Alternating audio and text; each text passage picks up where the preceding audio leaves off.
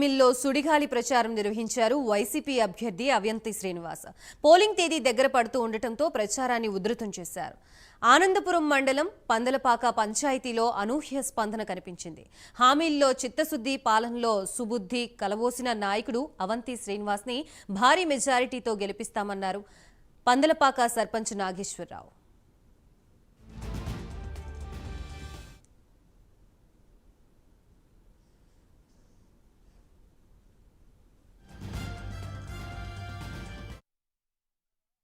పంచాయతీకి మాకు కావాల్సిన ఒక స్కూల్ కావాలి సార్.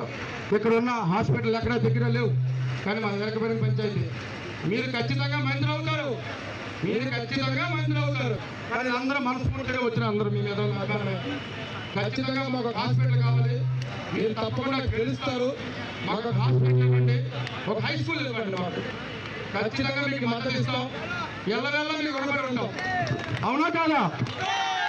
మన గుర్తు మన అభ్యర్థి. ఇవాళ ఇక్కడ ఏ కులం ఏ మతం ఏమీ చూడకుండా ఇల్లు ఇచ్చాం.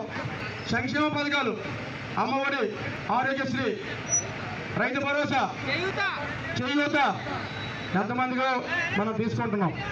ఆ తీసుకున్న రుణం ఏ విధంగా తీసుకుంటే 13వ తారీఖు ఎన్నికలు జరిగిన దాంట్లో ఫ్యాన్ గుర్తు ఓటేసి గెలిపించాలని మీ అందరినీ సేకూరును ప్రార్థిస్తున్నాం.